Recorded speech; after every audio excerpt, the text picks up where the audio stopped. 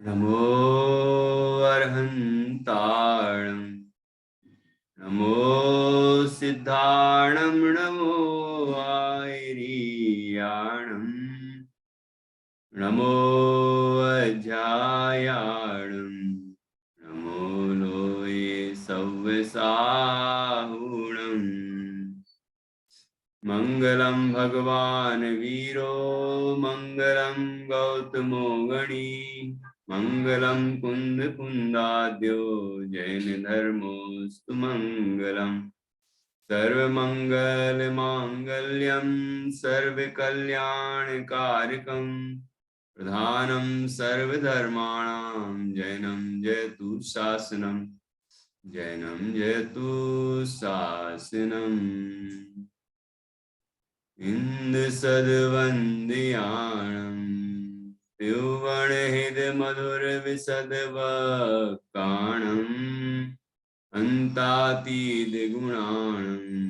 नमो जिणाणं जिदभवाणं सहजानंद चैतन्य प्रकाशाय महीयसे नमो अनेकांत विश्रांत महिम्ने परमात्मने दुर्निवारणायानीक विरोध ध्वंस नौषधि सात्कार जीवता जिया जैनी सिद्धांत पद्धति स्वसंवेदन सिद्धाय जिनाय परमात्मने शुद्ध जीवास्तिकायाय नित्यानंद चिदे नमः।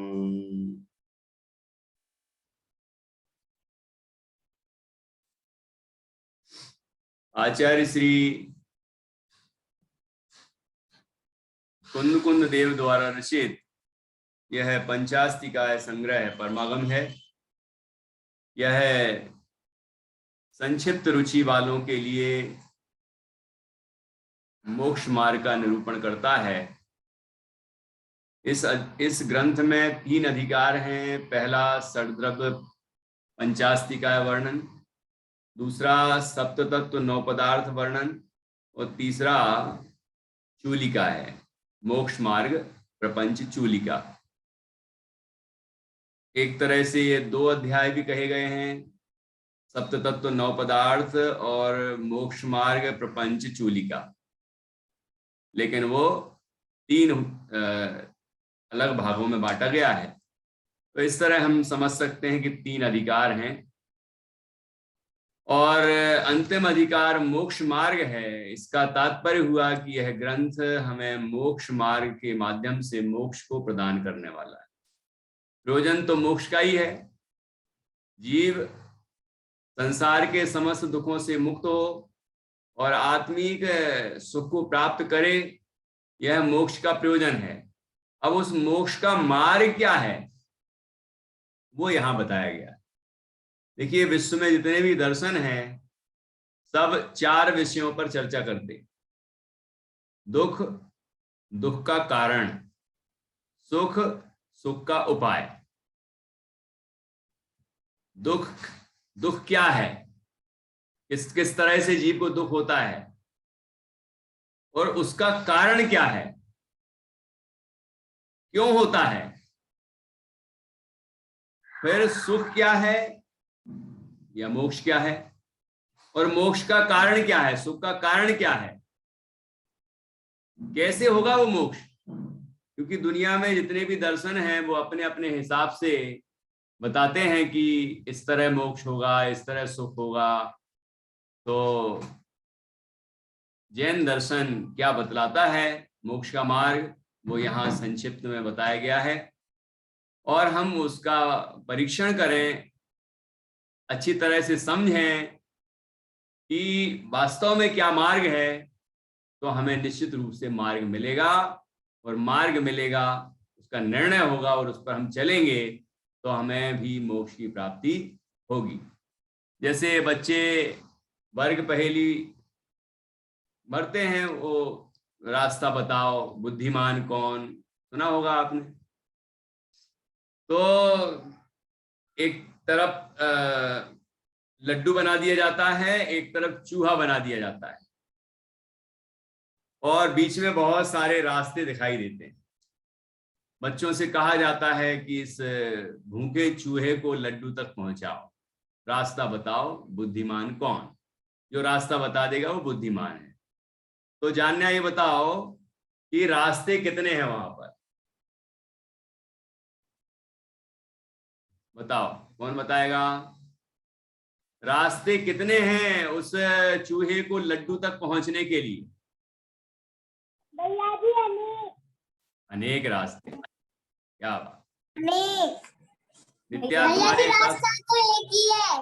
भैया जी रास्ता तो एक ही है। भैया जी रास्ता एक है, लेकिन हमें को भटकाने के लिए अनेक रास्ते हैं। क्या बात है। देखो जानने, अब तुम्हारा क्या निर्णय है? भैया जी वो तो हाँ में हाँ मिला रही है। हाँ में हाँ मिला रही है।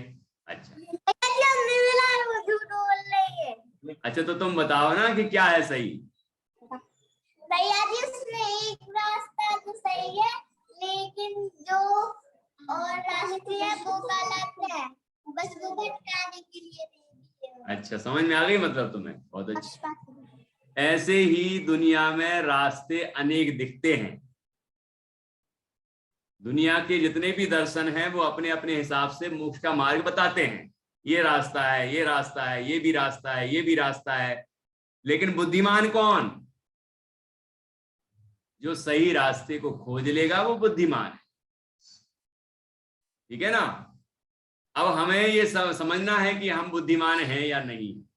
हम वो रास्ता खोज पाए हैं कि नहीं खोज पाए हैं। हम जैन कुल में पैदा हुए हैं, इसलिए हम जैन धर्म के अनुसार मुक्ति का मार्ग मानते हैं, या हमें ये लगता है कि ये वास्तव में यही मार्ग है? हमने तर्क से, युक्ति से अच्छी तरह से ये समझा है कि मार्ग तो यही है। तो ये अपने अंदर टटोलने की बात है, क्योंकि उस लड्डू तक पहुंचने का रास्ता तो वास्तव में एक ही है।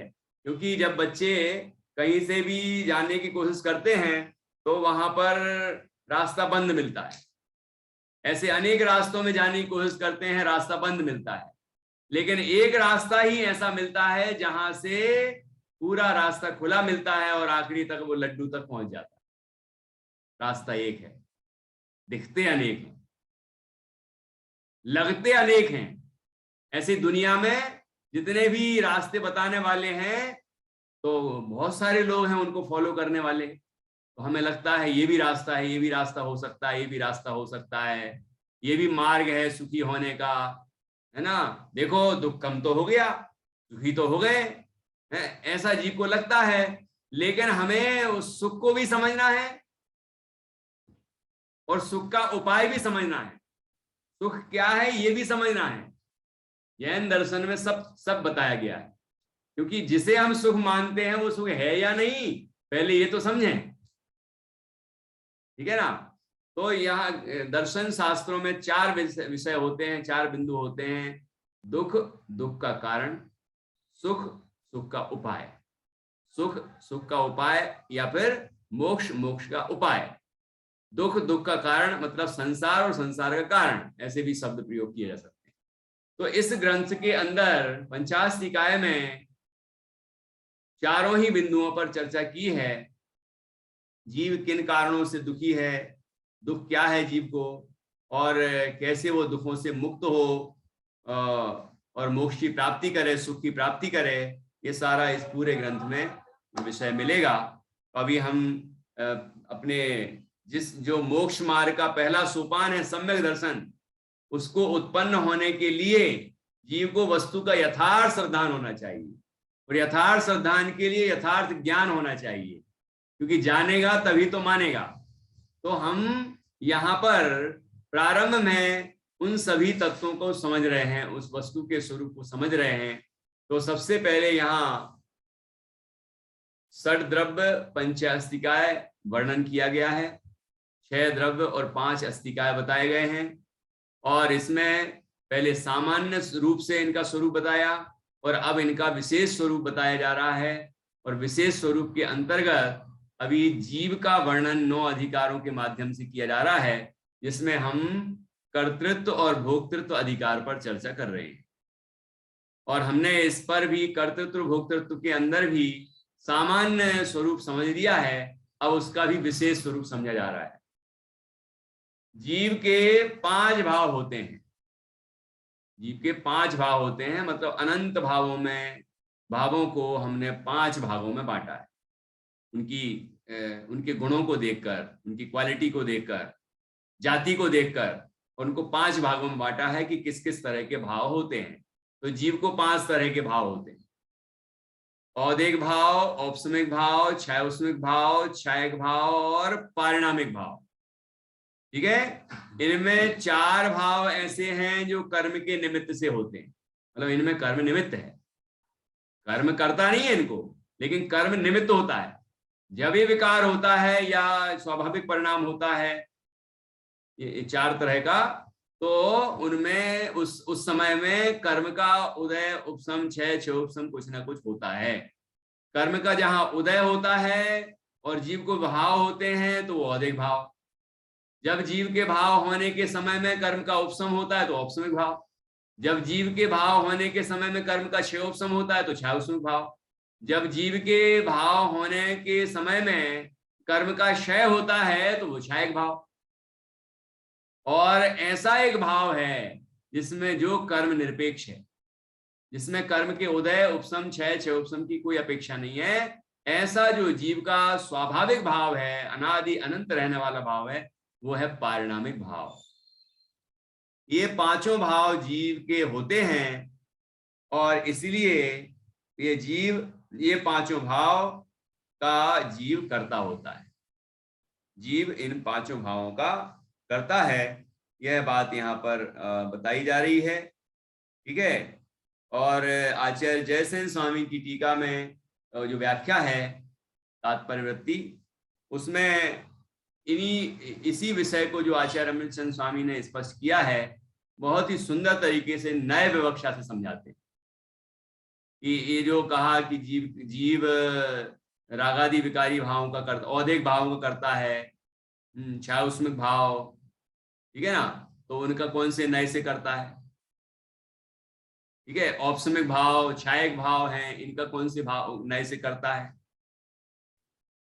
ठीक है, करता तो है, मतलब इन रूप परिणमन तो करता ही है, लेकिन उनमें से कौन सा ऐसा भाव है जो जीव के स्वभाव के अनुरूप भाव है।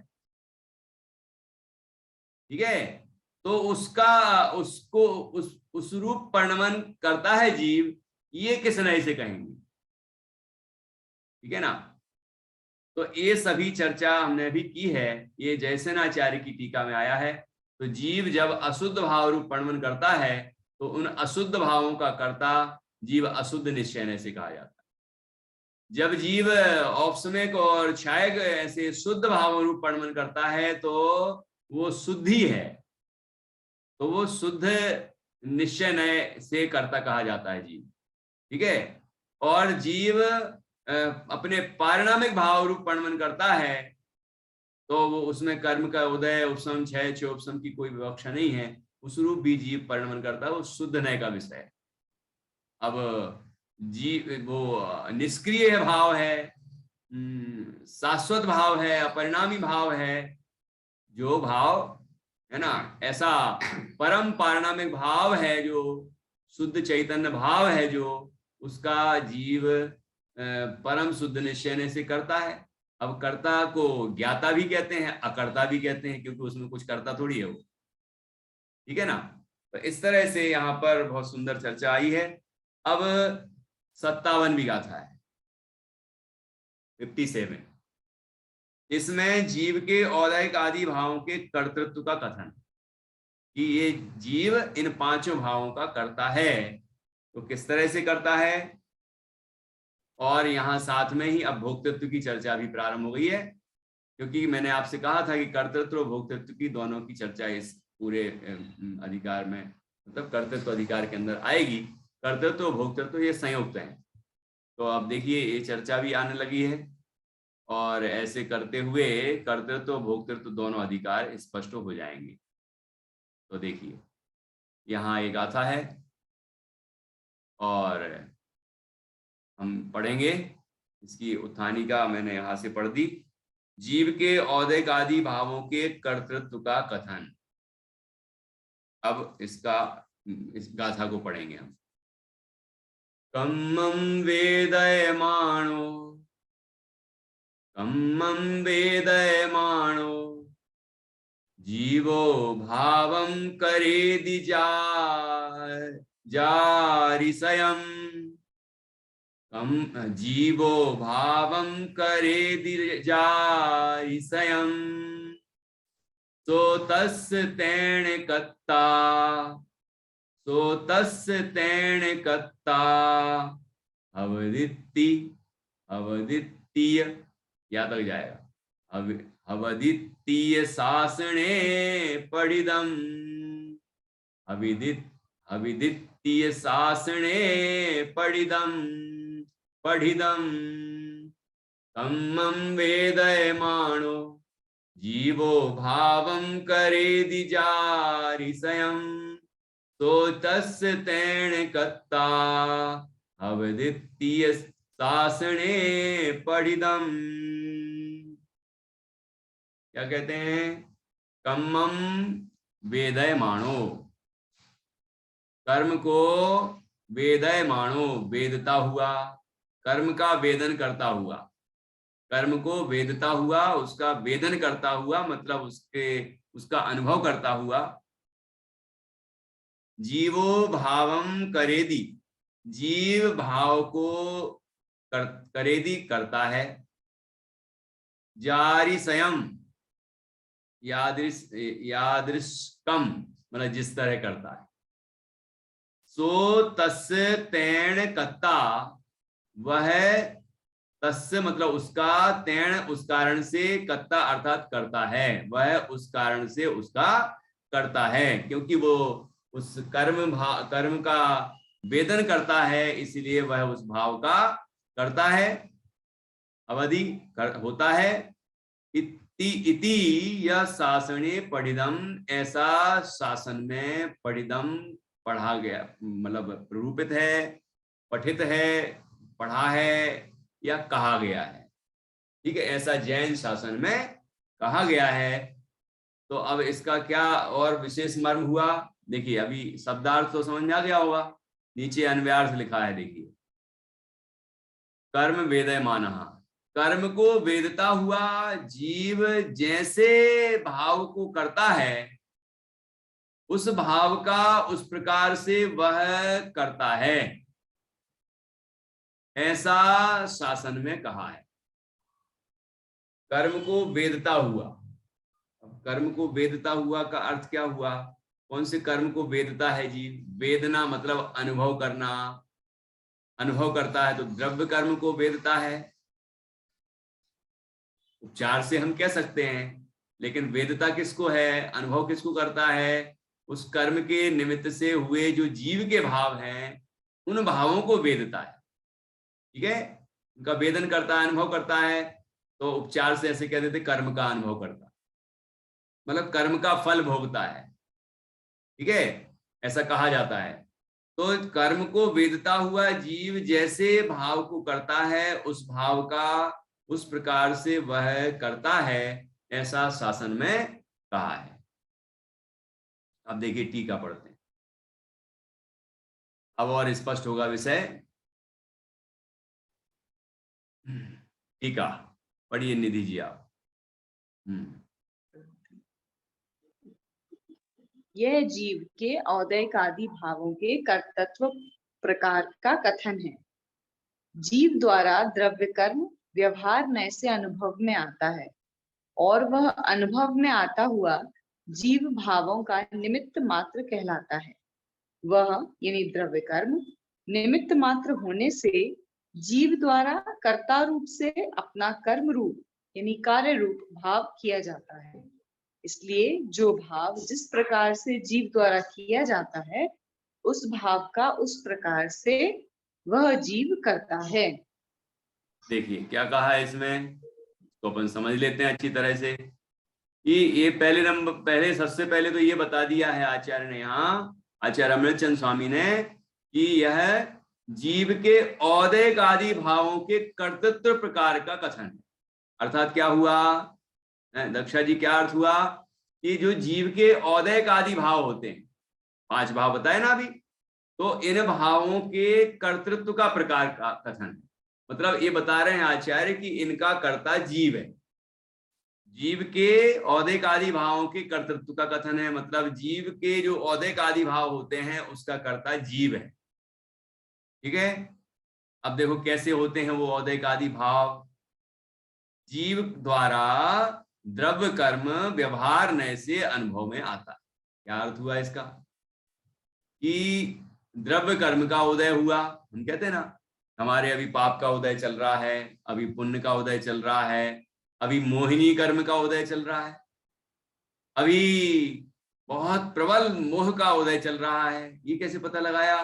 क्योंकि बहुत तीव्र जीव को मोह राग के परिणाम हो रहे हैं, या क्रोधाधिक विकारी परिणाम हो रहे हैं, है ना, या मिथ्यात्वादी भाव हो रहे हैं। तो जब ये इस तरह की विकृति जीव के अंदर आती है तो उसे अपने विकारों का अनुभव होता है, लेकिन उन विकारों के होने में कर्म का उदय निमित्त है।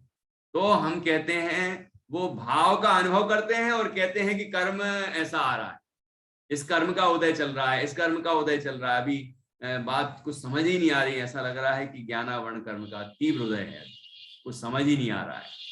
कभी हमने ज्ञान की विराधना की होगी इसलिए ऐसा हो रहा है, हम इस तरह ही विचार करने लग जाते हैं। तो कहने का तात्पर्य कि जीव वास्तव में तो अपने ही भावों का अनुभव करता है, लेकिन वो जिस समय ये अपने भावों का अनुभव करता है उस समय वैसे ही कर्म का उदय होता है। तो उपचार से, व्यवहार ने लगाई है ना, उपचार से ऐसा कहा जाता है कि हम कर्म का अनुभव करते हैं, कर्म का फल भोगते हैं, कर्म का वेदन करते हैं, ऐसा उपचार से कहा जाता है। तो जीव द्वारा द्रव्य कर्म में 8 कर्म होते हैं। द्रव्य कर्म ज्ञानावरण, दर्शनावरण, वेदनी, मोहिनी, आयु, नाम, गोत्र, अंतराय। तो ये जो 8 कर्म हैं वो द्रव्य कर्म है। तो जीव द्वारा द्रव्य कर्म व्यवहार नय से अनुभव में आता है। व्यवहार नय की अपेक्षा देखते हैं तो हम ऐसा कहते हैं कि जीव उन द्रव्य कर्मों को अनुभवता है, उनका अनुभव करता है, और वह अनुभव में आता हुआ जीव भावों का निमित्त मात्र कहलाता है। और जब अनुभव में आता है मतलब वो कर्म का फल आता है, उसका अनुभाग जिसको बोलते हैं ना, कर्म की फल देने की शक्ति को अनुभाग कहते हैं। और अनुभाग को क्या कहते हैं? अनुभव, ऐसा शब्द आया है। तो वो वेदन कराता है, वो कर्म का उदय आता है तो जीव को विकार होता है, ऐसा निमित्त के। तो यहाँ कह रहे हैं जब जीव कर्म का अनुभव करता है तो उस समय जीव के विकार होता है, जीव के भाव होते हैं कोई ना कोई, और उन जीव भावों का वो अनुभव करता है जीव। तो उसमें कर्म, द्रव्य कर्म निमित्त है, अर्थात द्रव्य कर्म पर आरोप आता है, क्योंकि जिस समय ये जीव के भाव होते हैं उसी समय कर्म के उदयादिक भाव होते हैं, औदैकादिक भाव होते हैं। इसीलिए ऐसा कहा जाता है कि कर्म का उदय निमित्त है और जीव अपने भावों को भोगता है, ऐसा कहा जाता है। ठीक है, फिर से, जीव द्वारा द्रव्य कर्म व्यवहार नय से अनुभव में आता है, और वह अनुभव में आता हुआ जीव भावों का निमित्त मात्र कहलाता है। जीव भावों का निमित्त मात्र कौन है? निमित्त का मतलब क्या होता है? निमित्त की परिभाषा क्या है मैत्री? निमित्त किसे कहते हैं? याद है, लघु जैन सिद्धांत प्रवेशिका पढ़ी थी अभी अपन ने, बताओ निमित्त किसे कहते हैं? नहीं आ रहा है? नहीं याद आ रहा? दक्षा जी से पूछता हूँ, सबकी खिड़कियां खुलवाता हूँ, कोई ना कोई तो बताएगा। जब कोई कार्य होता है तो उस कार्य के अनुरूप जो सहायक निमित्त सहायक होता है उसे निमित्त कहा जाता है। काम निमित्त से नहीं होता है, लेकिन काम के कार्य के वक्त वो हाजिर रहता है। भाव तो अच्छा बताया है। चलिए अब साधना जी बताएंगी। हाँ, जो द्रव्य स्वयं कार्य रूप परिणमित न हो परंतु कार्य की उत्पत्ति में अनुकूल होने का आरोप जिस पर आ सके उसे निमित्त कारण कहते हैं। ठीक है, जो स्वयं कार्य रूप तो परिणमित ना हो, परंतु कार्य की उत्पत्ति में अनुकूल होने का आरोप जिस पर आ सके उसे निमित्त कहते हैं। तो यहां पर घटित करिए अपन द्रव्य कर्म में, द्रव्य कर्म का उदय चल रहा है। जैसे अपन जो ज्यादा अनुभव में आ जाता है, मोहिनी कर्म का उदय चल रहा है, ठीक है, उसका स्थिति पूरी हुई और मतलब आबादा काल पूरा हुआ और उदय में आना शुरू हुआ और अपनी पूरी फल देने की शक्ति के साथ उदय में आ रहा है, तो वो कर्म का उदय आया, ठीक है, कर्म अपना फल दे रहा है। उस समय जीव को विकार हुआ, जीव को विकार हुआ, मोह राग द्वेष आदि विकारी परिणाम हुए, मोहिनी कर्म का यहाँ उदय आया और यहाँ जीव को विकारी परिणाम हुए। तो हम क्या कहते हैं कि इन कर्मों के कारण से विकार हुआ है, ऐसा हमने कहा। तो कर्मों के कारण से विकार हुआ है, ऐसा कर्मों पर आरोप आया। आरोप का मतलब क्या है, जो वास्तव में दोषी तो नहीं है, लेकिन वो दोष होते वक्त वहां पर उपस्थित था, तो उस पर आरोप लगा दिया गया कि इसने किया। लेकिन अब अदालत में जब भगवान जिनेंद्र की अदालत में जब वो केस मतलब जो पेश होगा, ये विवाद पहुंचेगा, तो भगवान क्या कहेंगे कि वस्तुतः तो जीव ही अपराधी है, लेकिन उस समय ये कर्म उदय में था, इसलिए इस पर आरोप लगाया गया है। वास्तव में इसने कुछ नहीं किया, इसने कुछ नहीं किया। ये परिभाषा आप फिर से पढ़िए, जो स्वयं कार्य रूप तो परिणमित ना हो, करता तो नहीं है वास्तव में वो, परंतु कार्य की उत्पत्ति में अनुकूल होने का आरोप जिस पर आ सके उसे निमित्त कहते हैं। ये निमित्त की परिभाषा है, ख्याल में आया। तो यहां पर कहा कि द्रव्य कर्म जीव के भावों के लिए निमित्त मात्र हैं, ठीक है। निमित्त को कर्ता कहना ये व्यवहार है, ये व्यवहार नय है, ठीक है ना। निमित्त कर्ता नहीं है ये कहना ये निश्चय परमार्थ है। निमित्त कोई करता नहीं है, निमित्त कार्य रूप परिणमित होता ही नहीं है, निश्चय ने से तो उस पर आरोप भी नहीं लगाएंगे हम। जीव ने अपने विकारी परिणाम अपनी भूल से, अपने तत्समय की योग्यता से स्वयं किए हैं, ऐसा कहा जाएगा। तो ऐसी नए विवक्षा क्या है उसको हम अच्छी तरह से समझें, ठीक है। देखिए, जीव द्वारा द्रव्य कर्म व्यवहार नए से अनुभव में आता है और वह अनुभव में आता हुआ जीव भावों का निमित्त मात्र कहलाता है। वह द्रव्य कर्म निमित्त मात्र होने से जीव द्वारा कर्ता रूप से अपना कर्म रूप भाव किया जाता है। तो द्रव्य कर्म तो निमित्त मात्र है, वो तो कर्ता नहीं है वास्तव में। तो कर्ता कौन है कि जीव द्वारा कर्ता रूप से अपना कर्म रूप अर्थात कार्य रूप भाव किया जाता है। जो भी औदैक आदि लगाएंगे, अभी अपन सिर्फ औदैक भाव में भी मुख्य रूप से मोहिनी कर्म का उदाहरण दिया था। ऐसे कोई भी कर्म है, आठों कर्मों में से कोई भी कर्म का उदय होगा और जीव को जो भी भाव हुआ तो वो भाव औदैक भाव कहलाएगा, ठीक है। और अपने भाव का कर्ता जीव स्वयं है, लेकिन उस समय द्रव्य कर्म का उदय निमित्त है, ठीक है ना। तो कर्ता तो जीव है, उस भाव को कर्म रूप से प्राप्त करता है जीव, ठीक है। अब जैसे कि उपशम हुआ, कर्मों का उपशम हुआ, तो जीव को जो भाव हुआ उस भाव को करता जीव, उस भाव को करता जीव है, और ये जो कर्म का उपशम है वो निमित्त है।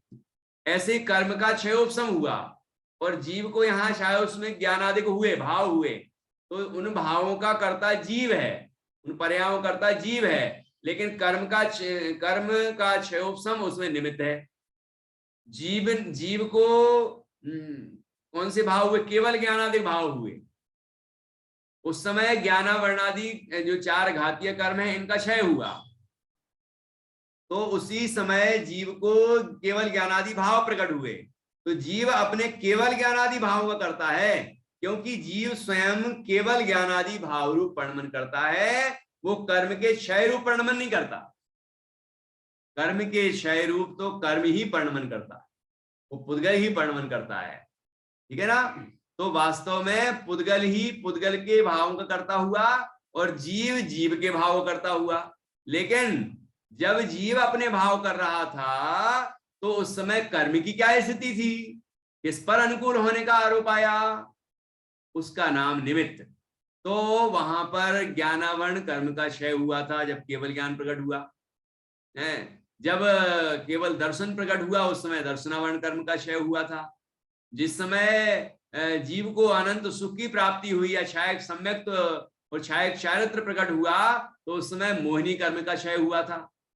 और जिस समय जीव को अनंत वीर प्रकट हुआ उसी समय क्या हुआ था, उसी समय अंतराय कर्म का क्षय हुआ था, है कि नहीं। तो हमने ऐसा कहा कि ये कर्म निमित्त है और जीव अपने भावों का करता है। ख्याल में आया कि नहीं आया। तो यहां फिर से देखिए कि वह द्रव्य कर्म निमित्त मात्र रूप होने से जीव द्वारा कर्ता रूप से अपना कार्य कर्म रूप कार्य रूप भाव किया जाता है। इसलिए जो भाव जिस प्रकार से जीव द्वारा किया जाता है उस भाव का उस प्रकार से वह जीव करता है। अब जिस प्रकार से जीव ने वो भाव किया है, वो निश्चय नय से हुआ कि व्यवहार नय से हुआ कि निश्चय में अशुद्ध निश्चय नय से हुआ कि शुद्ध निश्चय नय से हुआ, कर्म के निमित्त से हुआ या बिना निमित्त के हुआ, पारिणामिक भाव है जो बिना निमित्त के होता है। तो जिस तरह से जीव ने जो अपना भाव किया है उस अपने भाव का करता है